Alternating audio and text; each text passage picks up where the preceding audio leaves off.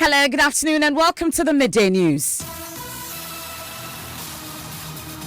This bulletin is coming to you live from the Joy 99.7 FM studios, Kokomlemle in Accra. Our digital address GA0993341. Also live on Love 99.5 FM in Kumasi. Affiliates across the country, including Kakeli FM in Ho, Sunshine FM in Boko, and Radio Max in Takrade. It's on ABN Radio in London and around the world at myjoyonline.com. The news is brought to you by UMB Bank, UMB Speed Up, Digibank, Let's Go, Super Sem Cement, Build Your Dream, and Telesol 4G, Just a Touch. In this edition, mother of two shares harrowing tales about how her two children were sexually abused in schools here in Accra. When she started the first year, some seniors hijacked her in the washroom and sexually abused her.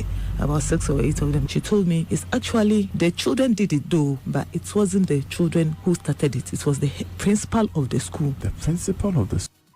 We'll bring you details of that chilling account as she bemoans lack of police support. Plus, we'll hear a professor at the Institute of African Studies who is calling for the discussion on sexuality education to be focused properly. Also,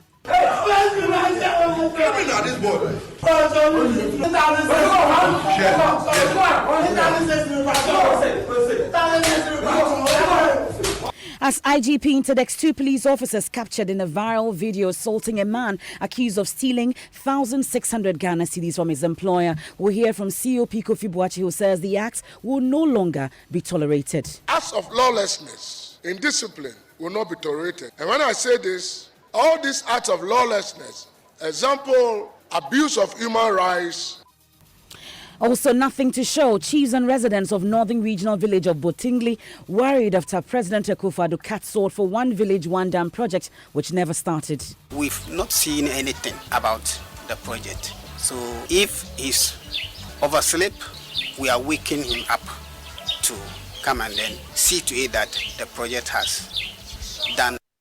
That's coming up in this week's edition of our citizen-driven series, Dear Nanado. We have sports. Sports Minister Isaac Isiama insists government is not backing any candidate for the Ghana Football Association top job. And later, Cosmopolitan Mix launches month-long breast cancer awareness segment to offer listeners up-to-the-minute information about the condition. You do not have to wait because cancer affects people even in your 20s now. Mothers, when you're going in there to get your breasts screened and checked, take along your teenage daughters, from 13 years old. Go with them. We have details plus here a survivor story. All that and more here on the Midday News with me, Emefa Apau.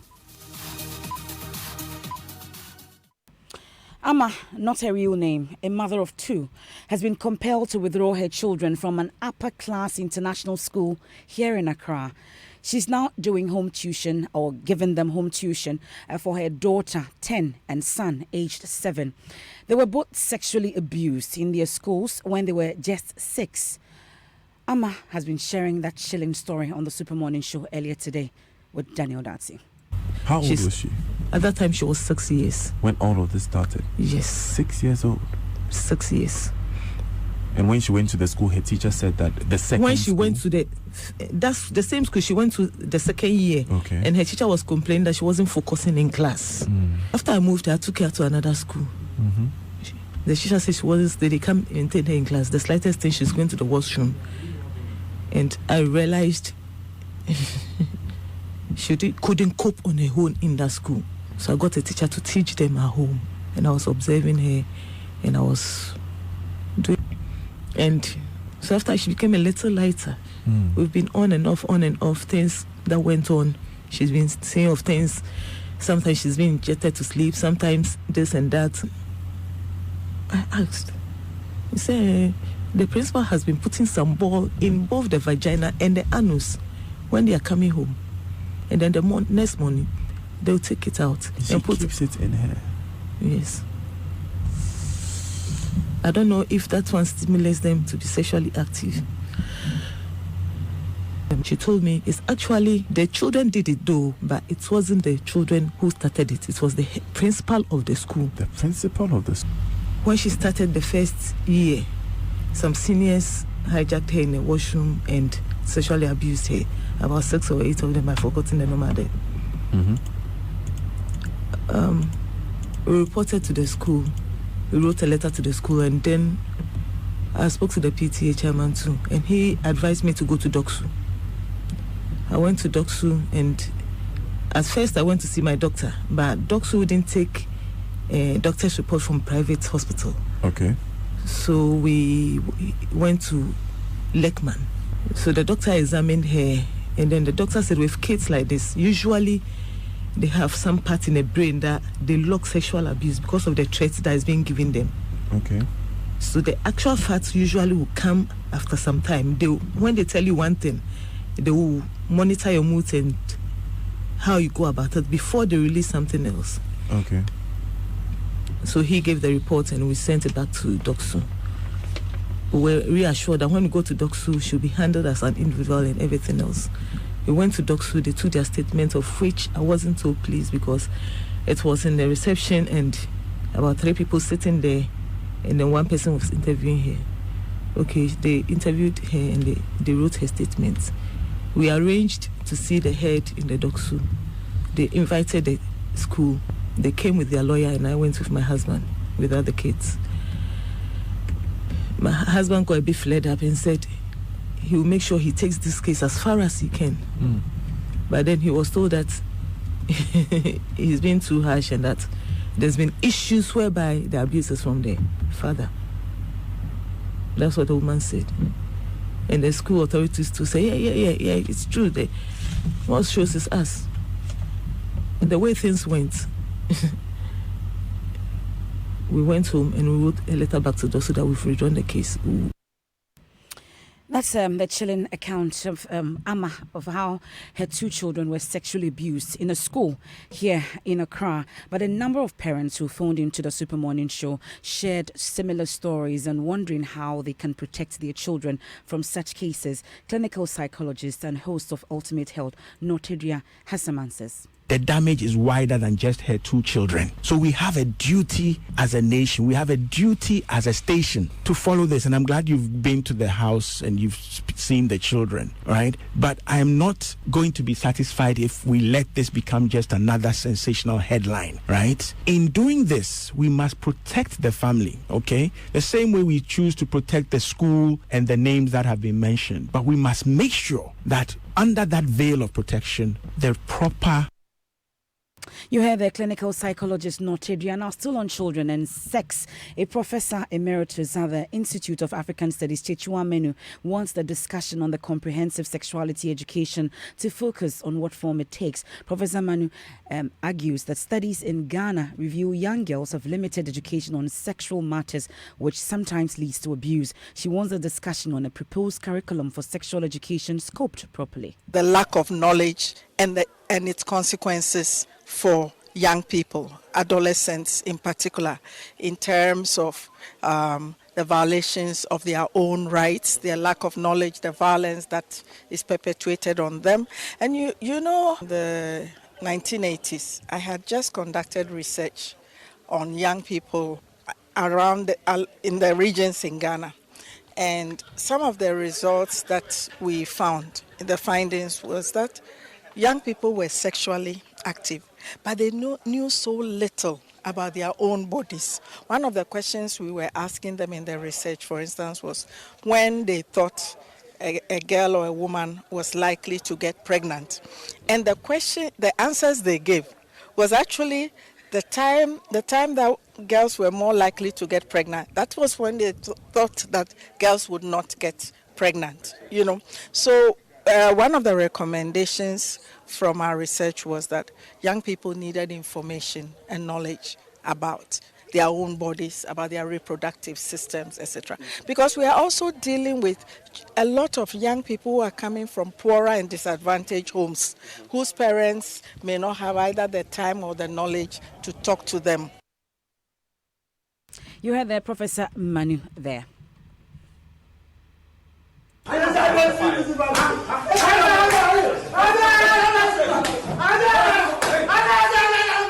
That's a suspect screaming for help as he was being assaulted by two men of the railway police station in the eastern region. The suspect, accused of stealing 1,600 Ghana cedis from the vehicle of his employer, was shirtless, handcuffed and hit many times on his back and chest with stripes of a bicycle tire. In an interview with Joy News, Public Relations Officer of the Ghana Police Service, ACP David Eklu, stated the two policemen seen in the viral video have been interdicted by the Inspector General of Police pending investigations into the matter. We saw the report and then followed by the video we started trending this evening. And the police administration has taken a very serious view of it. It's a very bad sin.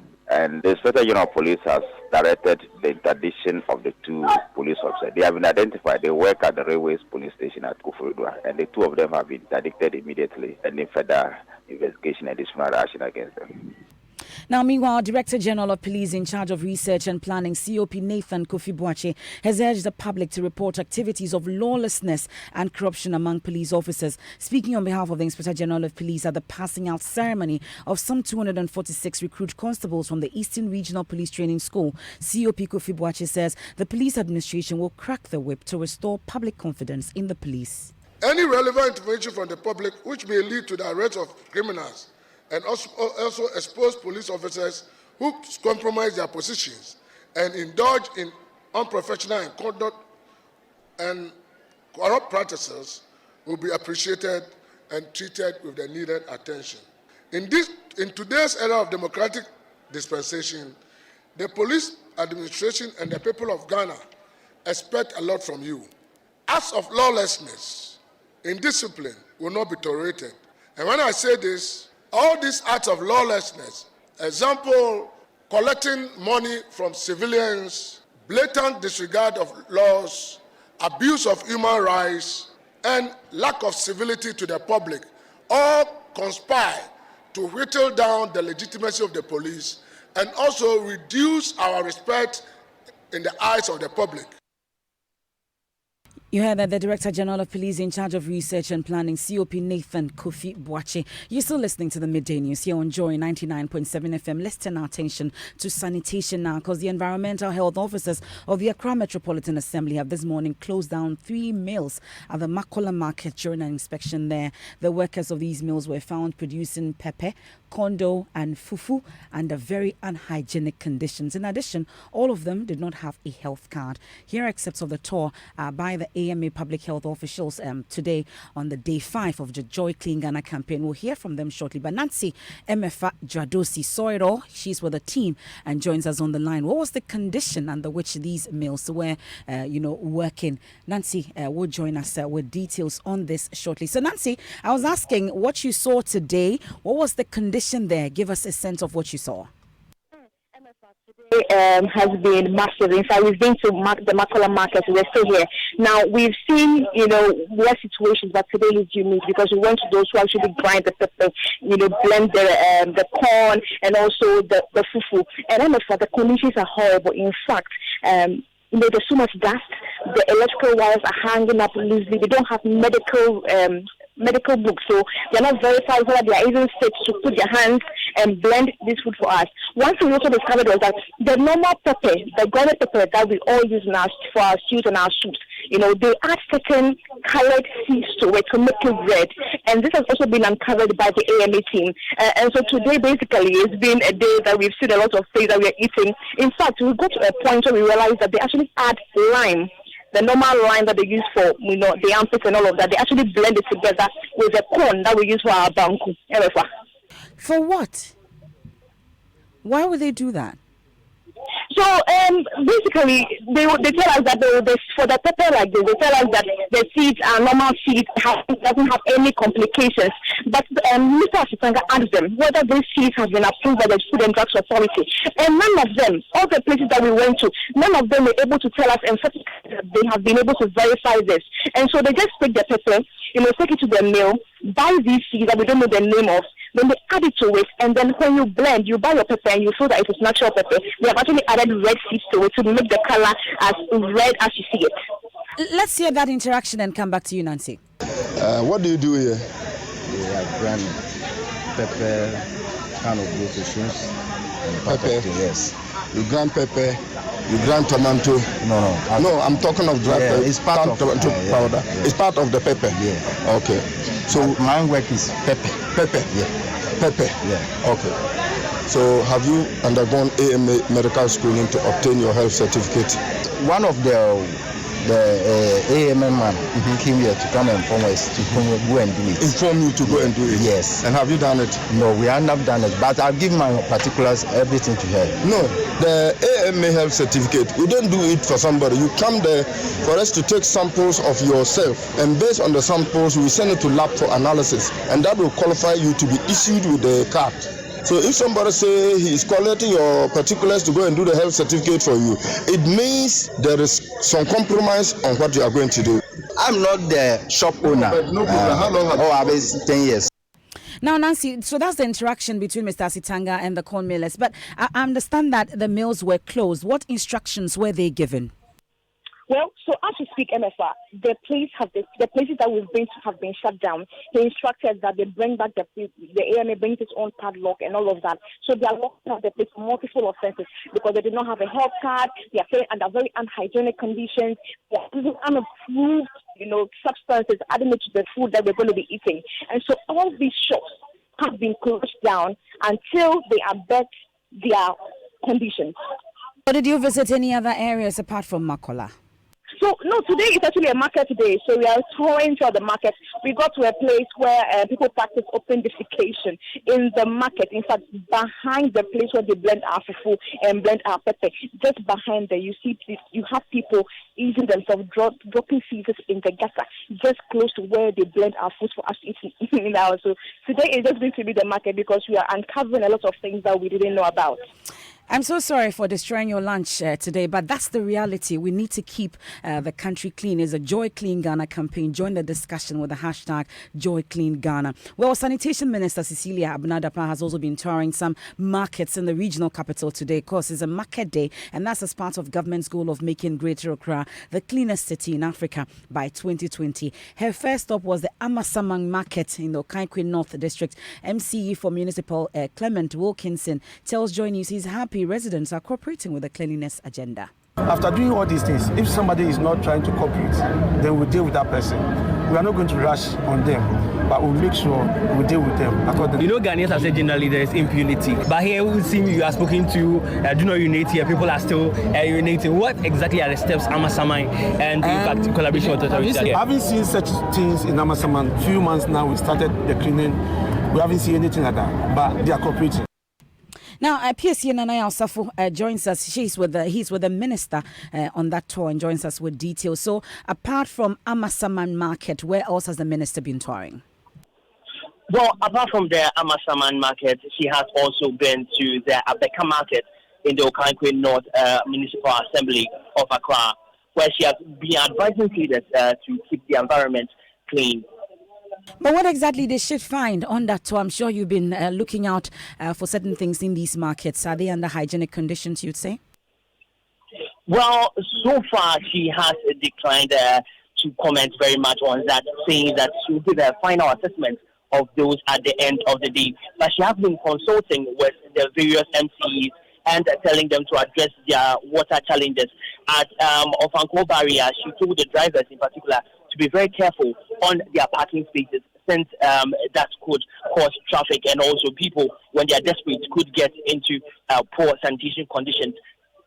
So you have my colleague PSC Nanaya Osafo also touring with the Minister of Sanitation, Cecilia Abuna-Dapaah, still reminding you to keep your environment clean. Now let's talk about other issues, because it's been a year since President Akufo-Addo visited the village of Botingli in the Savelugu district of the Northern Region to cut sword for a dam under the One Village, One Dam program.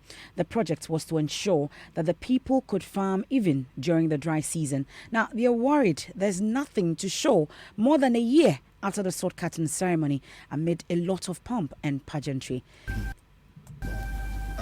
At least during construction stage, about 160,000 plus direct and indirect jobs, and after construction 32,000 permanent jobs. That's tremendous. So congratulations. Thank you, sir. Was it your idea? Yes, sir. It's your idea. A very young man should be in charge of this kind of thing. So I'm humbled, sir. It was a well-attended, colorful ceremony filled with dancing, drumming, and pump. But as the rhythmic sounds of drums and happy voices died down, the banner announcing the project was pulled off, and construction of the dam never took off. Times are wasting and times are wasting and The only thing to show after the fanfare is the foundation stone, bearing the names of Nana Addo-Dankwa Akufo-Addo and the Minister for Special Development Initiative, Howard Kumsen. Savelugu and Botingli chiefs were very happy and welcomed the president. We were all happy. It was like a market day, but since he left, the project never started. We plead with the president not to disgrace the Savelugu chief. He should please try and fulfill the promise. The project head and CEO of High Limit Group, Emmanuel Labi, explains why the project has not yet started over 1 year after the sword was cut. The project is a PPP project, a public-private partnership, with the government of Ghana as the facilitator and High Limit as the developer. And so we needed, although it's a social intervention project, but the source of financing is a loan. And so we needed to commercialize the project in a way that the investment can be recovered. The work on the restructuring and also processing aspect of it, we needed to do some field work to gather information, to do some report work, and this is what has delayed us. We are hoping that at least by November ending, we'll be able to move equipment to the site. We hope that by July 2022, we will complete everything. You heard the excerpt of our citizen-driven series, Dear Nanado. The 4-piece airs this evening on the Joy News channel at 7 p.m. The midday news will take a quick break. When we return later in the bulletin, we'll tell you about our Cosmopolitan Mix. They've launched a month-long breast cancer awareness segment to offer listeners after-the-minute information about the condition. You do not have to wait because cancer affects people even in your 20s now. Mothers, when you're going in there to get your breasts screened and checked, take along your teenage daughters, from 13 years old, go with them. My name is Kwame Sefakai, and most of you know me as a media personality, but I am also a family man. The UMB mobile banking app, UMB Speed App, saves me so much time by letting me do almost all of my banking transactions on my phone. The cardless withdrawal feature allows me to withdraw cash from any UMB ATM without an ATM card. I can also pay bills, transfer money, request for a loan, invest money, and so much more. So now, I can spend less time at the bank and more time with the ones I love. Bank anywhere and anytime with a UMB mobile banking app, UMB Speed App, and get the time to do what you love most. Download the UMB Speed App from your Android, iOS, or Windows phone today. Call 0302-633-988 for more information. UMB Speed App, Digibank, let's go! Kremasa, Ghana, so we pay correct medicine pa. And you make us super. Me a super medicine and kasa. Because our job no and better. They won't see how beautiful and high quality your work is. That be what them they use believe you. That be why me too. It be only super cement at the use. Cement mu cement. Cement papa. Intere me crimes in from because super. Because me the super cement and dimity ra. Super Cement is designed to ensure that your buildings stand strong for generations. Build with Super Cement. Build your dream. Build. It's time now for sports on the midday news. Benedict, what's in sports? Yes, the Ghana Football Association will have a new president by end of this month, and Sports Minister Isaac Isiama has been speaking about the elections. According to him, his outfit is ready to work with anyone who gets the top job. Anyone who emerges the winner of that race will have my full support and the support of the government. We are committed to promoting football not to be promoting any individual or individual's ambition. Our job is to promote football across the country. So whoever emerges as the FA president and other leaders of the FA, Government of Ghana will support the executive of the new or incoming FA for us to promote football. So we as government have a particular interest in who becomes FA president. Our interest is to promote the game of football. That is the passion of the nation. So we are committed to that. So that's Sports Minister Isaac Isiama. Now, the presidential aspirants, some are launching their manifesto this afternoon. Others are also in Kumasi. Currently, as I speak to you, Keto Kuku is in Kumasi meeting the media there. Here in Accra, Rufedose Kuku, affectionately known as Palmer, will launch his manifesto this afternoon at the Alisa Hotel. He will become the third aspirant to do so after Nanaya Amponsa and Keto Kuku. And tonight, we are on with the UEFA Champions League. Our featured game here on Joy FM will be Barca and Inter Milan. Liverpool will be hoping to clinch their first win when they come up against Majid Ashimo's Red Star Belgrade.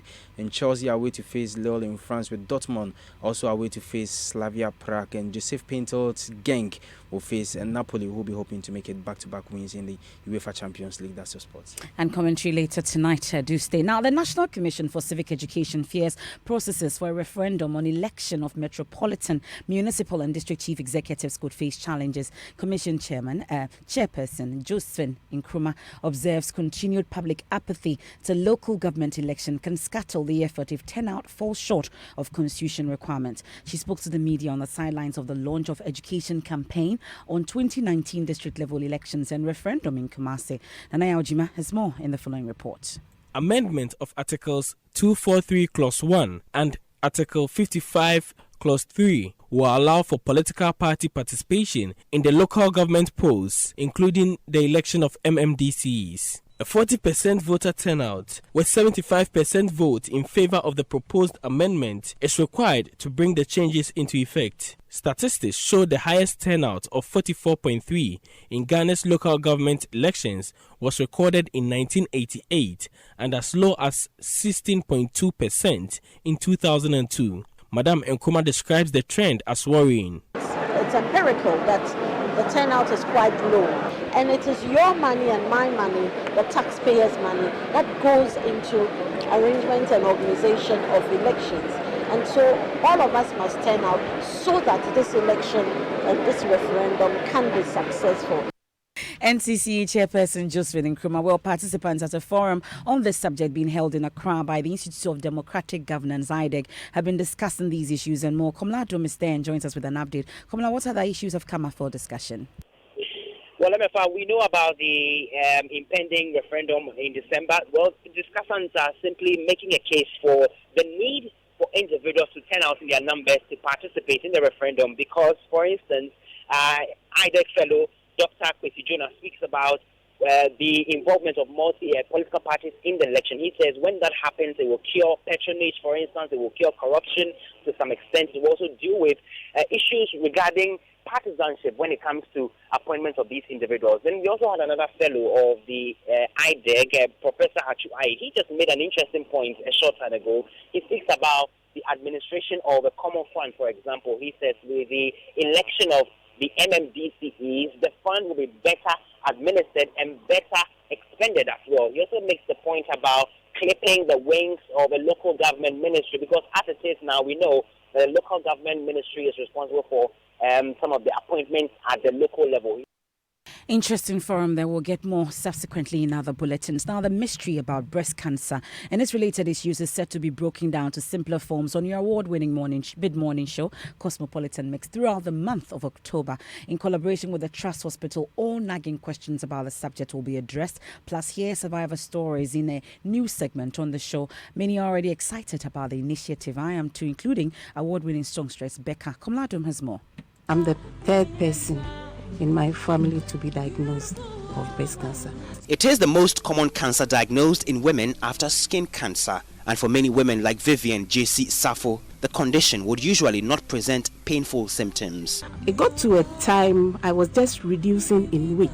So one day I realized I was having some funny pains and changes in my right breast.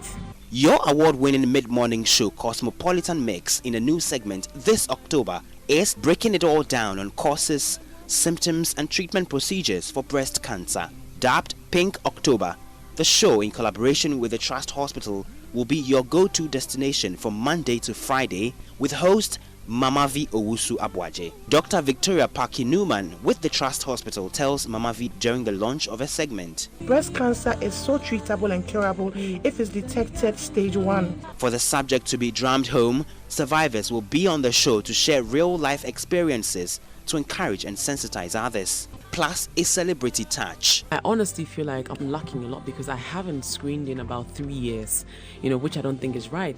You do not have to wait because cancer affects people even in their 20s now. Mothers, when you're going in there to get your breasts screened and checked, take along your teenage daughters, from 13 years old, go with them. Award-winning songstress Becca supports the initiative. You should too. You should too. It's the Pink Month, the Breast Cancer Awareness Month on the Cosmopolitan Mix. You don't want to miss it. And it's been a Joy News year in 2019.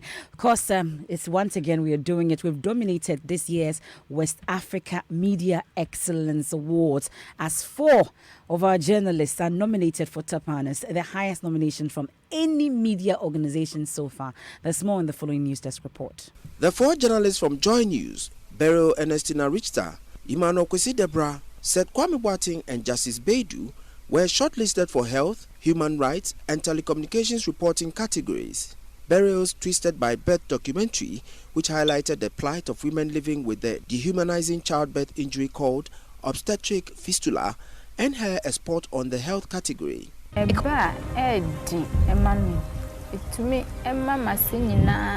The feces would pass through the hole that had been created after the surgery. I always feel pains in my waist and lower abdomen whenever I visit the toilet. Emmanuel Kwesi Debra's piece on the spate of internet addiction.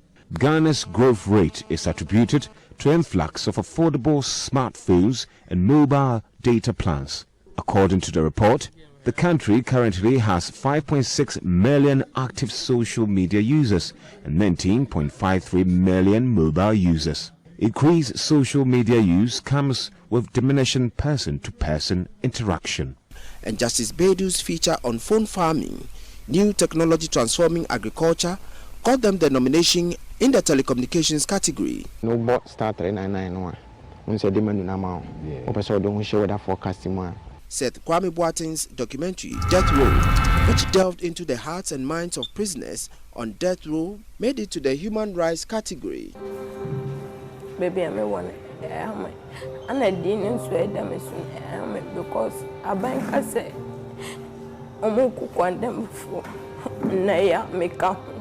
Joy News emerged the media organization with the highest nominations. And that's Joy News for you. Hashtag We Are Joy. And just before we go, yesterday we've been talking about price hikes of your favorite fan milk products. And there's the latest that's trending on social media. I cannot help but talk about it. It says that the last time we increased our prices, Alex Ferguson was manager of Manchester United. Dubai was not in circle. The latest phone was the iPhone 5. Strawberry was the only fun yogo flavor. Kwesi Arthur was in secondary school. Boys were running girls on BBM. I'm sure you remember that. And this one killed me. Richard Olele was still 28 years old. Apietu was still in the mix, and Shatawale was still bandana. Something to cheer you up for the day. And that's it for the midday news here on Joy 99.7 FM. There's more news, of course, when you log on to myjoyonline.com. Have a good afternoon.